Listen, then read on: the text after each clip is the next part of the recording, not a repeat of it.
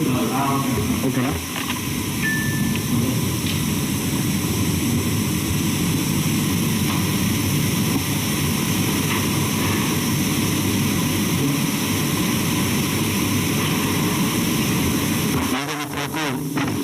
నమస్కారం.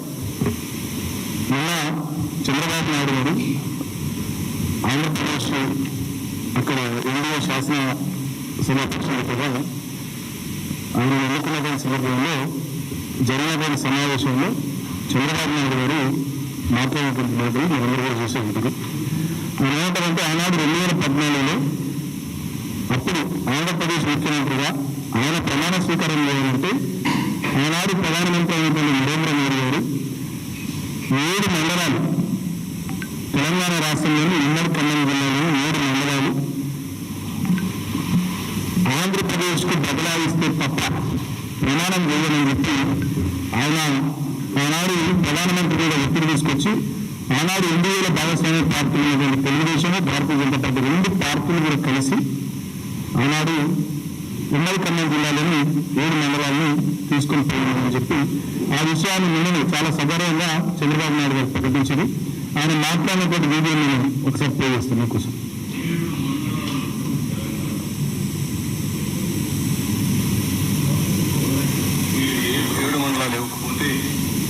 నేను ప్రమాణ స్వీకారం చేయను. నాకు ఈ పదవి వద్దని ఆ రోజు చాలా స్పష్టంగా చెప్పాను. ఇది ఎప్పుడు కూడా చరిత్రలో ఎప్పుడు జరగని విషయం. ఆ రోజు ప్రధానమంత్రి గారు నరేంద్ర మోడీ గారు ఇవన్నీ ఆలోచించి ఫస్ట్ క్యాబినెట్ మీటింగ్ లో పెట్టి ఒక ఆర్డినెన్స్ ఇచ్చి ఆ 7 మండలాలు ఆంధ్రప్రదేశ్కి ఇచ్చి తర్వాత పార్లమెంట్ సమావేశాలు పెట్టుకున్నారంటే అది ఒక చరిత్ర. 7 మండలాలు తెలంగాణలో ఉన్నాయి.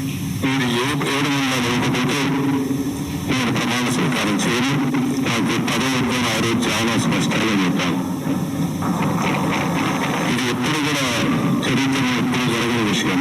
ఆ రోజు ప్రధానమంత్రి గారు నరేంద్ర మోడీ గారు ఇవన్నీ ఆలోచించి ఫస్ట్ క్యాబినెట్ మీటింగ్ లో పెట్టి ఒక ఆర్డినెన్స్ ఇచ్చి ఆ 7 మండలాలు ఆంధ్రప్రదేశ్కి ఇచ్చి తర్వాత పార్లమెంట్ సమావేశాలు పెట్టుకున్నారంటే అది ఒక చరిత్ర. దీన్ని బట్టి చాలా స్పష్టంగా మళ్ళొకసారి ప్రజలందరూ కూడా తెలంగాణ సమాజానికి కొన్ని విషయాలు చెప్పాలని చెప్పి ప్రెస్ కాన్ఫరెన్స్ పెడతాము. ఆనాడు ఒక మా పార్టీ మాత్రమే ఈ నిర్ణయాన్ని వ్యతిరేకిస్తూ ఆనాడు తెలంగాణ రాష్ట్ర బంధుకు పిలుపునిచ్చింది. ఆనాడు పార్లమెంట్ సభ్యులు ఎంపీగా ఉన్న పద్ధతుల నుంచి 2018లో దాదాపుగా 3-4 సెషన్ మొత్తం మీద నిరసన తెలుపుతూ అవసరమైన సందర్భంలో పోడియంలోకి పోయి అదేవిధంగా ప్రెజర్ బెంచెస్ పక్కన నిలబడి కూడా చాలా సీరియస్గా తీవ్రమైనటువంటి నిరసన ఆనాడు కేంద్ర ప్రభుత్వం ముఖ్యంగా తెలుగుదేశం పార్టీ, భారతీయ జనతా పార్టీ కలిపి తీసుకున్నటువంటి నిర్ణయాన్ని వ్యతిరేకిస్తూ ఆనాడు తెలంగాణ పక్షాన మేము ఎక్కడం జరిగింది. ఆ రోజు lower Sileru hydel power project కూడా ఈ 7 మండలాల్లో భాగంగా ఆంధ్రకు పోవడం జరిగింది. ఎప్పటికీ తెలంగాణ పవర్ పరిస్థితిలో ఉంది. ఇబ్బందికరమైనటువంటి పరిస్థితులు ఉన్నటువంటి తరుణంలో ఆనాడు మన lower Sileru hydel power project కూడా దుర్మార్గంగా ఆంధ్రకు బదలాయించడం జరిగింది. ఈ విషయాన్ని చాలా గర్వంగా నేను చంద్రబాబు నాయుడు గారు చెప్తున్నాను. ఆనాడు తెలుగుదేశం పార్టీలో ఇవాళ తెలంగాణ రాష్ట్రానికి ముఖ్యమంత్రి ఉన్నటువంటి రేవంత్ రెడ్డి గారు ఆనాడు తెలుగుదేశం పార్టీలో కీలకమైనటువంటి నాయకుడు. ఒక్క సందర్భంలోనైనా ఒక్కసారైనా ఈ విషయానికి సంబంధించి ఆయన నిరసన వెలుపులో మాట్లాడలే.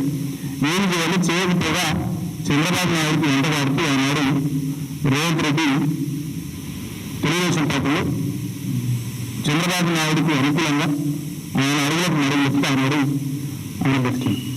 ఇవాళ మళ్ళీ ఆనాటి విషయాలు ఇవాళ జరుగుతున్నటువంటి కొన్ని విషయాలు చూస్తే మళ్ళీ కొంత సారూప్యత స్పష్టత నాకు అనిపిస్తూ ఉంది. తెలంగాణ సమాజానికి ఆ విషయాలు వ్యక్తపరుచుకున్నాం. ఆనాడు ఎప్పుడైతే తెలంగాణ రాష్ట్ర ప్రయోజనాలు గాలికి వదిలేసి ఆంధ్ర రాష్ట్ర ప్రయోజనాలు లక్ష్యంగా చంద్రబాబు నాయుడు నాయకత్వంలో తెలుగుదేశం పార్టీ పనిచేసిందో ఇవాళ కూడా సేమ్ అదే రకమైనటువంటి ధోరణి వాళ్ళ మాటల్లో కనబడుతుంది. అందుకని నేను చంద్రబాబు నాయుడు గారు ఆ విషయాన్ని గుర్తు చేశారు, గర్వంగా గుర్తు చేసి ఒక చరిత్ర గుర్తు చెప్తా ఉన్నారు. ఇవాళ కూడా ఏం జరుగుతూ ఉంది, ఆనాటి చంద్రబాబు నాయుడు గారి శిష్యుడు అప్పటి తెలుగుదేశం పార్టీ నాయకుడు ఇవాళ తెలంగాణ రాష్ట్ర ముఖ్యమంత్రి నుండి ఆయన తీసుకుంటున్నటువంటి నిర్ణయాలలో కూడా చంద్రబాబు నాయుడు పాత్ర ఉన్నట్టుగా, చంద్రబాబు నాయుడు డైరెక్షన్లోనే రేవంత్ రెడ్డి నడుస్తున్నట్టుగా నాకు అనిపిస్తూ ఉంది. ముఖ్యంగా గతంలో ఆంధ్రప్రదేశ్ రాష్ట్రానికి సంబంధించినటువంటి ప్రిన్సిపల్ సెక్రటరీగా ఇరిగేషన్ డిపార్ట్మెంట్లో ఉన్నటువంటి ఆదిత్యనాథ్ దాస్, ఆయన తెలంగాణ రాష్ట్ర ప్రాజెక్టులకు వ్యతిరేకంగా కేఆర్ఎంబికి కానీ, కేంద్ర జలశక్తి మంత్రిత్వ శాఖకు కానీ, కేంద్ర ప్రభుత్వానికి కానీ అనేక లేఖలు రాసి అనేక మీటింగ్లలో ఆంధ్రప్రదేశ్ ప్రభుత్వం తరఫున తెలంగాణ రాష్ట్ర ప్రాజెక్టులను, తెలంగాణ రాష్ట్ర నీటి వాటాను వ్యతిరేకిస్తూ చాలా సీరియస్గా పనిచేసినటువంటి వ్యక్తి ఆదిత్యనాథ్ దాస్. ఆయనను రేవంత్ రెడ్డి గారు, చంద్రబాబు నాయుడు డైరెక్షన్లో రేవంత్ రెడ్డి గారు ఇవాళ తెలంగాణ రాష్ట్ర ప్రభుత్వానికి అడ్వైజర్గా నియమించింది. అంటే 10 సంవత్సరాల తర్వాత మళ్ళా తెలంగాణలో కుట్రలు మొదలైనవి. ఈ విషయాన్ని తెలంగాణ సమాజం, తెలంగాణ బుద్ధిజీవులు, మేధావులు, తెలంగాణ ప్రజానికం గుర్తించాలని కోరుతా ఉన్నాం. తెలంగాణ రాష్ట్రం కోసం రేవంత్ రెడ్డి అన్నాడు పోరాడిన వ్యక్తి కాదు. తెలంగాణ ఉద్యమకారుల మీదకి తుపాకీ తీసుకొని పోయినటువంటి వ్యక్తి, ఎన్నడూ జై తెలంగాణ అనని వ్యక్తి, తెలంగాణ కోసం ఎమ్మెల్యే ఎమ్మెల్సీ పదవులకు రాజీనామా చేయనటువంటి వ్యక్తి, సమైక్యవాదానికి మద్దతుగా చంద్రబాబు నాయుడుకు అండగా నిలబడ్డటువంటి వ్యక్తి. అటువంటి వ్యక్తి వల్ల తెలంగాణకు ఇక్కడ ముఖ్యమంత్రి ఉండి, అక్కడ చంద్రబాబు నాయుడు ముఖ్యమంత్రి ఉండి, మళ్ళా వీళ్ళిద్దరు ఆనాడు తెలుగుదేశం పార్టీలో ఉండి ఏ రకంగానైతే తెలంగాణ రాష్ట్ర ప్రయోజనాలకు వ్యతిరేకంగా పనిచేసిర్రో, ఇవాళ కూడా ఈయన ఇక్కడ ముఖ్యమంత్రిగా, ఆయన అక్కడ ముఖ్యమంత్రిగా మళ్ళీ తెలంగాణ రాష్ట్ర ప్రయోజనాలకు వ్యతిరేకంగా పనిచేస్తున్నట్టుగా కనబడతా ఉంది. ఆదిత్యనాథ్ దాస్ గారి నియామకమే దానికి ఒక ఉదాహరణగా కనబడతా ఉంది. తెలంగాణలో గడిచిన 10 సంవత్సరాల్లో మా ప్రభుత్వ హయాంలో జరిగినటువంటి చాలా మంచి పనులు, వాటన్నిటి విజయవంతమైనటువంటి పనుల మీద బురద జల్లేటటువంటి కార్యక్రమం రేవంత్ రెడ్డి పెట్టుకున్నాడు తప్ప తెలంగాణ ప్రజానికానికి ముఖ్యమంత్రిగా, ప్రభుత్వంగా తను ఏం చేయాలో ఆ బాధ్యతను విస్మరించింది. ఇవాళ నేను అడుగుతా ఉన్న రేవంత్ రెడ్డి గారిని, మీకు చిత్తశుద్ధి ఉంటే మనం మీరు మేనిఫెస్టోలో చెప్పారు కదా, గతంలో ఏవైతే ఉమ్మడి ఖమ్మం జిల్లాలో నుండి 7 మండలాలకు బదలాయించబడ్డాయో వాటి గురించి మేము ప్రయత్నం చేస్తామని మనం మీరు చెప్పారు కదా, దాని గురించి 7 మండలాలకు బదలాయించబడ్డాయో వాటి గురించి మేము ప్రయత్నం చేస్తామని మనం మీరు చెప్పారు కదా, దాని గురించి ప్రయత్నం చేయాలి. అంతేకాకుండా అసలు ఆ 7 మండలాలకు సంబంధించి మాత్రమే కాకుండా భద్రాచలం రూరల్ మండలంలో ఉన్న 5 గ్రామ పంచాయతీలు కూడా అడిగికి బదలాయించారు. యాటపాక, పురుషోత్తంపట్నం, గుండాల, పిచ్చుకలపాడు, కన్నాయిగూడెం ఈ గ్రామ పంచాయతీలను కూడా ఇదికి తీసుకొస్తామని మొన్న పార్లమెంట్ ఎన్నికల సందర్భాన కూడా తెలంగాణ కాంగ్రెస్ పార్టీ అధ్యక్షుడిగా ముఖ్యమంత్రిగా రేవంత్ రెడ్డి మాట్లాడింది. మరి 5 గ్రామ పంచాయతీలు, ఆ 7 మండలాలు, lower Sileru hydel power project కూడా తెలంగాణకు వచ్చినట్టుగా రేవంత్ రెడ్డి పనిచేయాలని చెప్పి ఈ సందర్భంగా నేను కోరుతా ఉన్నాను. అంతేకాకుండా మేము ఏం కష్టాలు పడ్డామో, ఏమి ఇబ్బందులు పడ్డామో, ఏం చేసినామో ఆనాడు బ్రహ్మాండంగా మా ప్రభుత్వం 10 సంవత్సరాల పాటు గృహ అవసరాలకు కానీ, అదేవిధంగా పారిశ్రామిక అవసరాలకు కానీ, రైతాంగం అవసరాలకు కానీ బ్రహ్మాండంగా కడుపు నిండా కరెంట్ ఇచ్చినాం. ఇవాళ రేవంత్ రెడ్డి ప్రభుత్వం వచ్చినాక రాష్ట్రంలో మొత్తం కరెంటు కోతలు, రైతాంగానికి కరెంటు లేదు, పరిశ్రమలకు కరెంటు లేవు, ఇండ్లకు చక్క కరెంటు లేదు, ప్రజలు అర్ధరాత్రి పూట కరెంటు 3 గంటలు 4 గంటలు పోతే రోడ్ల మీదకి వచ్చి నిరసనలు తెలుపుతున్నటువంటి సందర్భం. మరి కేసీఆర్ గారు ముఖ్యమంత్రిగా దిగిపోగానే కటక బంద్ చేసినట్టు కరెంటు ఈ రాష్ట్రంలో ఎందుకు బంద్ అయింది? దాని మీద దృష్టి పెట్టాల్సినటువంటి ముఖ్యమంత్రి కరెంటు విషయంలో గత ప్రభుత్వం మీద బురదల్లే ప్రయత్నాలు, ఆరోపణలు చేసే ప్రయత్నాలు, ఈ రకమైనటువంటి చిల్లర పనుల మీద ఆయన శ్రద్ధ పెట్టింది. అదేవిధంగా తెలంగాణకు సంబంధించినటువంటి సంక్షేమ కార్యక్రమాలన్నీ ఆపేసింది ముఖ్యమంత్రి. తెలంగాణకు సంబంధించినటువంటి ప్రాజెక్టుల నిర్వహణ, ఇప్పుడు వానాకాలం సీజన్ స్టార్ట్ అవుతుంది, రైతాంగం ఇప్పుడు తుకం పోసుకుంటున్నారు ఆల్రెడీ, చాలా చోట్ల ఇక నార్లేసుడు స్టార్ట్ అవుతుంది. ఇప్పటికీ మేము గతంలో ఇచ్చినటువంటి రైతు బంధు ఇయ్యలే, ఆయన చెప్పినటువంటి రైతు భరోసా ఇయ్యలే, ఎకరానికి 7,500 ఇస్తా అన్నాడు, అవి ఇయ్యలే, మేము ఇచ్చే 5,000 కూడా ఇప్పటికి ఇయ్యలే రైతాంగానికి. ఎరువులు విత్తనాల కోసం రైతాంగం ఇబ్బంది పడుతున్నారు, లైన్లలో చెప్పులు పెట్టి బుక్కులు పెట్టి పక్కకు పోతా ఉన్నారు. ఆదిలాబాద్ లాంటి జిల్లాల్లోనైతే మా జిల్లాలో విపరీతంగా రైతాంగం ఎరువుల కోసం, విత్తనాల కోసం అపసొప్పలు పడుతుంటే పోలీసులు కర్కశంగా, దుర్మార్గంగా లాఠీ చార్జీలు కూడా చేసి రైతాంగాన్ని చెదరగొడుతున్నటువంటి సందర్భాలు చూస్తాం. సో ఇట్లా సీజన్ ప్రారంభమైనప్పటికీ కూడా రైతాంగం యొక్క సమస్యలు పరిష్కరించకుండా రైతులకు చేయాల్సినటువంటి పనులు చేయకుండా చిల్లర రాజకీయాల మీద శ్రద్ధ పెడుతున్నారు ముఖ్యమంత్రి రేవంత్ రెడ్డి. కాబట్టి నేను ఒకటే విషయం ఈ సందర్భంగా ముఖ్యమంత్రికి గుర్తు చేస్తా ఉన్నా, ఎట్టి పరిస్థితుల్లో తెలంగాణ రాష్ట్ర ప్రయోజనాలకు విఘాతం కలిగించకుండా మీరు పనిచేయాలి. తెలంగాణ రాష్ట్ర ప్రయోజనాలకు విఘాతం కలిగితే డెఫినెట్గా తెలంగాణ ప్రజల పక్షాన, తెలంగాణ ప్రజల గొంతుకగా బీఆర్ఎస్ పార్టీ చాలా బలంగా కొట్లాడుతుందని చెప్పి సందర్భంగా నేను తెలియజేస్తా ఉన్నా. ఆదిత్యనాథ్ దాస్ నియామకాన్ని వెంటనే రద్దు చేయాలని చెప్పి ముఖ్యమంత్రిని నేను డిమాండ్ చేస్తూ ఉన్నా. రైతాంగానికి సంబంధించినటువంటి కరెంట్ ఇవ్వడం కానీ, నీళ్ళు ఇవ్వడం కానీ, విత్తనాలు ఎరువులు ఇవ్వడం కానీ, రైతు భరోసా మీరు ఇస్తా అన్న రైతు భరోసా కానీ ఇమీడియట్గా ఈ పనులన్నిటి కూడా సీజన్ స్టార్ట్ అయింది కాబట్టి వాటిని పూర్తి చేయాలని చెప్పి నేను ఈ సందర్భంగా ముఖ్యమంత్రిని కోరుతా ఉన్నా. ఇది మాత్రమే కాదు, ఇవాళ ఇంత మంచిగా కడుపు నిండా కరెంట్ ఇచ్చిన కేసీఆర్ గారి ప్రభుత్వం మీదనేమో కమిషన్లు వేస్తున్నది ఈ ప్రభుత్వం. వాళ్ళేమో అన్నిట్లలో కమిషన్లు తీసుకుంటున్నారు. కాంగ్రెస్ అంటేనే కమిషన్ల ప్రభుత్వం అయిపోయింది. ప్రతిపక్ష పార్టీల మీద, గత ప్రభుత్వాల మీద కమిషన్లు వేసుడు, వీళ్ళు మంచిగా ఇసుకల, మద్యంలా, భూములల్లా, చివరికి ధాన్యంలా అన్నిట్లలో కమిషన్లు తీసుకున్నాడు. కాంగ్రెస్ అంటేనే కమిషన్ల ప్రభుత్వం అని ఇవాళ వాళ్ళు రుజువు చేసుకుంటూ ఉన్నారు. ఈ కమిషన్ల మీద శ్రద్ధ తగ్గించి నిజమైనటువంటి పాలన మీద దృష్టి పెట్టాలని చెప్పి ఈ సందర్భంగా నేను ముఖ్యమంత్రిని కోరుతా ఉన్నా. అంతేకాకుండా కిషన్ రెడ్డి గారు కేంద్రంలో బొగ్గు గనుల శాఖ మంత్రిగా బాధ్యతలు తీసుకున్నారు, సంతోషం. కిషన్ రెడ్డి గారిని కూడా నేను సింగరేణి ప్రాంతం నుంచి ప్రాతినిధ్యం వహిస్తున్నటువంటి వ్యక్తిగా, అక్కడి నుంచి గతంలో ఎంపీగా, ఎమ్మెల్యేగా ఉన్నాను, ఆ ప్రాంతం నుంచి నాయకులు ఉన్నాను కాబట్టి కిషన్ రెడ్డి గారిని కూడా కోరుతా ఉన్నా. గతంలో మా ప్రభుత్వం ఉన్నప్పుడు ముఖ్యమంత్రి కేసీఆర్ గారు ఆనాడు ప్రధానమంత్రి గారికి లేఖ రాశారు, సింగరేణికి సంబంధించినటువంటి బొగ్గు బావుల్ని సింగరేణి సంస్థకే ఇవ్వాలి, వేలంలో పెట్టొద్దు అని చెప్పి. ఆనాడు పరిశ్రమల శాఖ మంత్రి ఉన్నటువంటి కేటీఆర్ గారు ఆనాటి బొగ్గు గనుల శాఖ మంత్రి ఉన్న ప్రహ్లాద్ జోషి గారికి కూడా లేఖ రాశారు, సింగరేణికే బొగ్గు బ్లాకులు సింగరేణి సంస్థకి ఇవ్వాలి, ఓపెన్ ఆక్షన్లో పెట్టొద్దని చెప్పి. మరి ఇవాళ మీరే బొగ్గు గనుల శాఖ మంత్రి అయ్యారు. దయచేసి మీకు విజ్ఞప్తి చేస్తూ ఉన్నారు, మీరు తెలంగాణ మీద సింగరేణి ప్రాంతంలోని బొగ్గు బావులన్నింటినీ కూడా వేలానికి పెట్టకుండా సింగరేణి సంస్థకే ఇవ్వాలి, ఆ దిశగా మీరు చొరవ తీసుకోవాలి, ఖచ్చితంగా ఇప్పించే బాధ్యతను కూడా మీరు తీసుకోవాలి అని చెప్పి సందర్భంగా నేను కిషన్ రెడ్డిని కూడా కోరుతా ఉన్నాను. అదేవిధంగా తెలంగాణ రాష్ట్రం ఏర్పడిన తర్వాత 2014లో మొట్టమొదటి అసెంబ్లీ సమావేశంలోనే ఆనాడు మా ప్రభుత్వం ఏకగ్రీవ తీర్మానం చేసింది, సింగరేణి కార్మికులకు ఆదాయపు పన్ను నుంచి మినహాయింపు ఇవ్వాలని.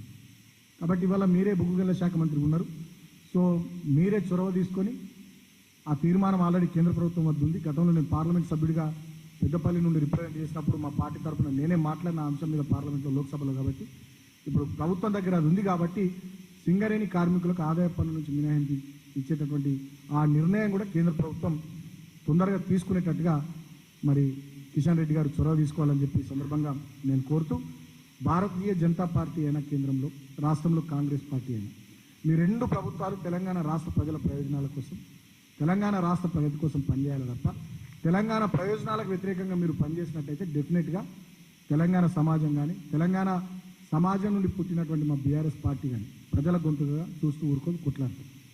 ఆనాడు మీరు భారతీయ జనతా పార్టీ మొన్న పార్లమెంట్ ఎన్నికలు మీరు చాలా విషయాలు చెప్పారు. బయ్యారంలో ఉక్కు కర్మాగారం పెట్టిస్తామన్నారు, మీరు పెట్టియాలి. కేంద్రంలో మీ ప్రభుత్వం వచ్చింది కాబట్టి రద్దు చేయబడ్డటువంటి ఐటీఐఆర్ తిరిగి తీసుకొస్తామన్నారు, మీరు తేవాలి. ఎందుకంటే ఇక్కడ 3 చోట్ల మీరే గెలిచారు, సికింద్రాబాద్, మల్కాజ్గిరి, అదేవిధంగా Chevella. ITIR information technology investment region గతంలో యూపీఏ ప్రభుత్వం ఇచ్చిన దాన్ని మీరు ఏదైతే రద్దు చేశారో దాన్ని తిరిగి మళ్ళీ మీరు తీసుకురావాలి. కాజీపేటలో రైల్వే కోచ్ ఫ్యాక్టరీ పెట్టాలి. అదేవిధంగా ప్రతి జిల్లాకు నవోదయ విద్యాలయ, కేంద్రీయ విద్యాలయాలు ఇప్పియాలి. మీరు విభజన చట్టంలో ఆనాడు ఏవైతే తెలంగాణకు రావాల్సిన న్యాయంగా హక్కుగా ఉండేనో వాటన్నిటిని నెరవేర్చేటట్టుగా ఇక్కడ నుంచి మీరు 8 మంది ఎంపీలు గెలిచారు భారతీయ జనతా పార్టీ నుంచి, దాంట్లో 2 కేంద్ర మంత్రులు అయినారు. మీరు ఇమీడియట్గా వాటి మీద దృష్టి పెట్టాల్సింది నేను కోరుతా ఉన్నా. కాంగ్రెస్ పార్టీ నుంచి కూడా 8 మంది ఎంపీలు గెలిచారు. మరి ఈ జూన్ 24 నుంచి పార్లమెంట్ సమావేశాలు ప్రారంభం కాబోతున్నాయి అంటున్నారు. మీరు కూడా కేంద్ర ప్రభుత్వం మీద ఒత్తిడి తీసుకురావాలి. గతంలో మీరు 3 ఎంపీలు ఉండి ఎన్నడూ కూడా తెలంగాణ గురించి పోయిన పార్లమెంట్ సమావేశాల్లో పోయిన టర్మ్ మొత్తం మీరు మాట్లాడలేదు. మరి ఇప్పుడు 8 మంది ఎంపీలు గెలిచారు మీరు కాంగ్రెస్ పార్టీ నుంచి, మీరు గొంతు విప్పాలి. తెలంగాణకు రావాల్సినటువంటి న్యాయమైనటువంటి వాటా కానీ హక్కుల విషయంలో కేంద్ర ప్రభుత్వాన్ని మీరు పార్లమెంట్లో నిలదీసే బాధ్యతను కూడా తెలంగాణ కాంగ్రెస్ ఎంపీలు తీసుకోవాలని చెప్పి, మీరు ఒకవేళ ఆ పనులు చేయకుండా ఏదో తప్పించుకుంటే మీరు గెలిచిపోయినాం అయిపోయిందిగా అని తెలంగాణ సమస్యలు, తెలంగాణ ప్రయోజనాలు అంటే పట్టింపు లేకుండా తెలంగాణ 8 మంది కాంగ్రెస్ ఎంపీలు కానీ 8 మంది భారతీయ జనతా పార్టీ ఎంపీలు, 2 కేంద్ర మంత్రులు మీరు పట్టించుకోకుండా ఉంటే డెఫినెట్గా ప్రజాక్షేత్రంలో మీకు తగిన గుణపాఠం ప్రజలే చెప్తారని చెప్పి సందర్భంగా నేను తెలియజేస్తాను. Thank you.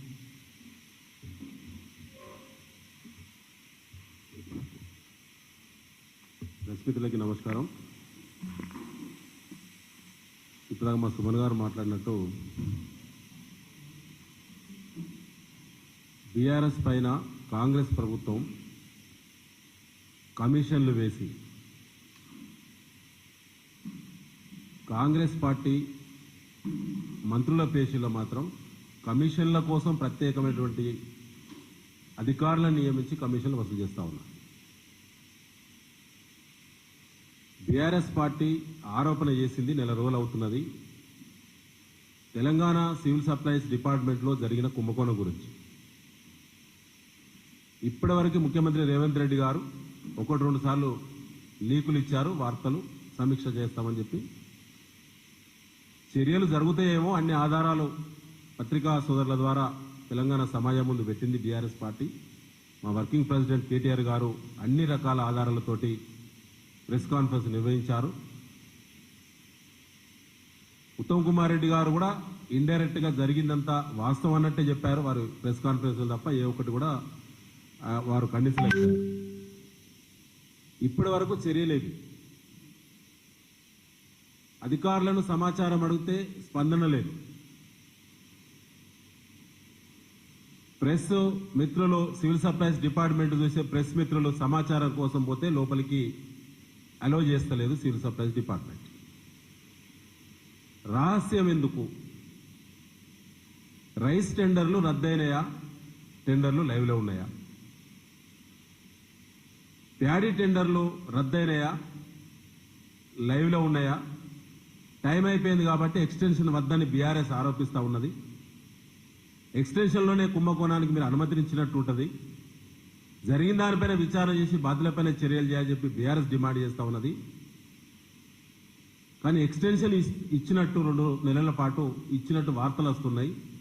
నిజమా కాదా? ఇప్పటి వరకు దాదాపు 10,000 కోట్ల రూపాయల ట్రాన్సాక్షన్ జరిగేటువంటి ఈ టెండర్లకు సంబంధించిన ఆరోపణలు ఇంత తీవ్రంగా వచ్చినప్పుడు సంబంధిత శాఖ మంత్రి ఉత్తమ్ కుమార్ రెడ్డి గారు ఇప్పటి వరకు స్పష్టమైన ప్రకటన చేయలేదు. ముఖ్యమంత్రి రేవంత్ రెడ్డి గారు ఇప్పటివరకు ఆ శాఖ మీద సమీక్ష చేయలేదు. సంబంధిత అధికారి కమిషనర్ గారు కూడా అధికారిక ప్రకటన చేయకుండా ఎవరికి అందుబాటులో ఉండటం లేదు. ఆంతర్యం ఏంటని చెప్పి వాళ్ళ బీఆర్ఎస్ మళ్ళీ అడుగుతున్నది. ఇవాళ టెండర్లు దక్కించుకున్న బిడ్డర్స్ ఎవరైతున్నారో వాళ్ళు అదనపు డబ్బులు వసూలు అనేది వాళ్ళు ఆధారాలతో కూడిన వసూలు చేస్తున్నారని చెప్పి ఆనాడు ఆధారాలు బయట పెట్టినాం. ఇవాళ మళ్ళీ మీ ద్వారా మళ్ళీ మేము డిమాండ్ చేస్తూ ఉన్నాం. రైస్ మిల్లర్ల దగ్గర ఉన్నటువంటి ప్యాడీ ఏదైతున్నదో, మహాప్రభు మా దగ్గర ప్యాడీ వర్షాకాలం నెత్తి మీదకి వచ్చింది, వర్షాలు పడుతున్నాయి, ప్యాడీ డ్యామేజ్ అవుతున్నది, ఆ ప్యాడీని లిఫ్ట్ చేయండి అని అన్ని జిల్లాల కలెక్టర్లకు రైస్ మిల్లర్ల అసోసియేషన్ వారు ఇవాళ రిప్రజెంటేషన్ ఇచ్చుకున్నారు. 4వ తేదీ, 5వ తేదీ, 6వ తేదీ, 7వ తేదీల్లో ఈ రాష్ట్రంలో అన్ని జిల్లాల రైస్ మిల్లర్ అసోసియేషన్ వాళ్ళు సంబంధిత జిల్లా కలెక్టర్లకి రిప్రజెంటేషన్ ఇచ్చారు. మా దగ్గర ప్యాడీని తొందరగా లిఫ్ట్ చేయండి. ఏ కాంట్రాక్టర్లు అయితే టెండర్లు దక్కించుకున్నారో వాళ్ళు డబ్బులు మాత్రమే అడుగుతున్నారు, మా దగ్గర ప్యాడీ ఇస్తామంటే తీసుకోవడం లేదు అని మిల్లర్లే సివిల్ సప్లైస్ కమిషనర్కి, జిల్లా కలెక్టర్లకు రాతపూర్వకంగా వారు ఫిర్యాదు చేయడం అంటే ఏ స్థాయిలో కుంభకోణం ఉన్నదో, ఇది ఎంత బలంగా ఉన్నదో, దీని పునాదులు ఎంత బలంగా వేయడం జరిగిందో కాంగ్రెస్ పార్టీ ఒకసారి ఆలోచించాలని చెప్పి తెలంగాణ రైతాంగానికి, తెలంగాణ ప్రజలకు బీఆర్ఎస్ కోరుతా ఉన్నారు. కాబట్టి అంటే రైస్ మిల్లర్లే మా దగ్గర ప్యాడీని ఎత్తడానికి మేము సిద్ధంగా ఉన్నాం, కానీ టెండర్లు దక్కించుకున్న కాంగ్రెస్ ఆశీర్వాదంతో టెండర్లు దక్కించుకున్నటువంటి కాంట్రాక్టర్లు మాత్రం మాకు అదనపు డబ్బులు ఇవ్వాల్సిందే అని వేధింపులకు గురి చేస్తున్నారు రైస్ మిల్లర్లు అని చెప్పి రైస్ మిల్లర్ల అసోసియేషన్లు ఇవాళ వ్రాతపూర్వకంగా ఫిర్యాదు చేసిన సంబంధిత మంత్రి ముఖం ఎక్కడ పెట్టుకున్నాడు? కమిషనర్ గారు ఎందుకు స్పందించడం లేదు, వీళ్ళపైన చర్యలు ఎందుకు తీసుకోవడం లేదు, ముఖ్యమంత్రి రేవంత్ రెడ్డి గారికి ఇందులో సంబంధం లేకుంటే ఇప్పటి వరకు ఇంత తీవ్రమైన ఆరోపణ కాంగ్రెస్ ప్రభుత్వం వచ్చిన తర్వాత నిలబడే ఆరోపణ ఇవాళ బీఆర్ఎస్ పార్టీ చేసింది. ఆధారాలను బయటపెట్టినా కూడా ముఖ్యమంత్రి గారు దీని మీద సమీక్ష చేస్తలేడంటేనే వారికి ఉన్నటువంటి సంబంధం ఏంటి అంటే ఇది ఏ స్థాయిలో ఎంత బలమైన పునాదులు ఈ కుంభకోణంలో పునాదులు పడ్డాయో ప్రజలందరూ కూడా ఆలోచించాలి. రెండోది ఏంటంటే వీటిపైన మొన్నటి వరకు ఎన్నికల కోడ్, ఆ తర్వాత గ్రాడ్యుయేట్ ఎన్నికల కోడ్ మొన్నటి వరకు ఉన్నది. ఇవాళ ఎన్నికల కోడ్ కూడా అయిపోయింది కాబట్టి తదుపరి బీఆర్ఎస్ పార్టీ అంచెలంచెలుగా ఆందోళనల వైపు అడుగులు వేస్తుంది. సివిల్ సప్లైస్ భవన్ ముట్టడి కొద్ది రోజుల్లోనే ముట్టడి తప్పకుండా ఉంటుంది. బీఆర్ఎస్ వర్కింగ్ ప్రెసిడెంట్ కేటీఆర్ గారు ఆ కార్యాచరణను కూడా త్వరలోనే అనౌన్స్ చేస్తారని చెప్పి కూడా ఈ సందర్భంగా మీ ద్వారా నేను తెలియజేయడం జరుగుతా ఉంది.